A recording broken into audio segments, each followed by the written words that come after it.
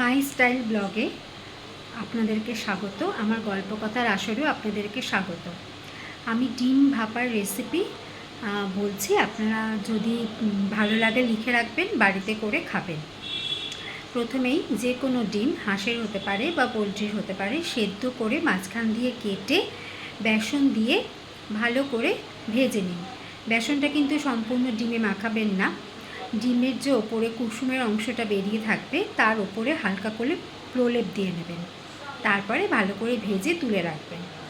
এরপরে ছোট ছোট আলু কেটে নেবেন, আর হচ্ছে গিয়ে পেঁয়াজ, আদা, রসুন, লঙ্কা একসাথে পেস্ট করে কড়াইতে তেল দিয়ে আলুটা ভেজে ওই মশলাটা আলুর সাথে মিশিয়ে একদম কষা কষা করে নেবেন। নিয়ে ওটা আলাদা করে তুলে রাখবেন।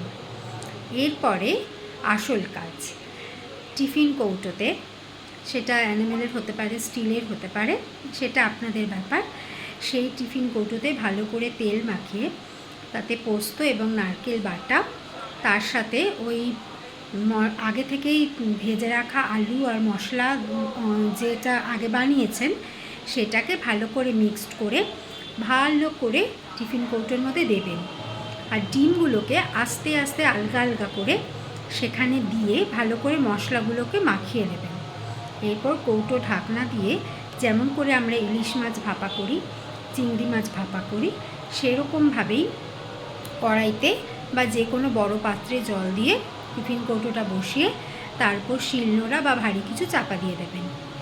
এভাবেও করতে পারেন, কিংবা মাইক্রোওভেনেও করতে পারেন। করে দেখে খেয়ে আমাকে জানাবেন কেমন লাগলো। খুব ইউনিক জিনিস, খুব দারুণ লাগে। স্বাদও যেরকম ভালো হয় সেরকম খেতেও ভালো, স্বাদও ভালো, আর রান্নাটাও খুব একটা কষ্টকর নয়। আর সবচেয়ে বড় কথা, আপনি যদি এটা পেঁয়াজ, রসুন, আদা এগুলো বাদ দিতে চান তাহলেও বাদ দিতে পারেন। এভাবে করে খেয়ে দেখবেন, দারুণ লাগবে। ইলিশ মাছ ভাপা, তারপরে চিংড়ি মাছ ভাপা তো খেয়েই দেখেছেন, তো এটাও একটা করে খেয়ে দেখবেন। আপনি ডিমের বদলে এইভাবে ফুলকপিও করে দেখতে পারেন, ফুলকপি করে দেখতে পারেন, পনির করে দেখতে পারেন। এইভাবে একই ওয়েতে করে দেখবেন, দেখবেন কি ভালো লাগে। নতুন নতুন রান্না খুব সুন্দর লাগে খেতে, এবং কেউ যদি বাড়িতেও আসে আপনি একটা ইউনিক পদ হিসেবেও সাজিয়ে দিতে পারলেন। আপনারা নিশ্চয়ই আমার থেকেও ভালো অনেকেই রান্না জানেন, কিন্তু আমি যেইটুকু জানি আপনাদেরকে শেয়ার করলাম। যদি ভালো লাগে অবশ্য করে আমার সঙ্গে থাকবেন।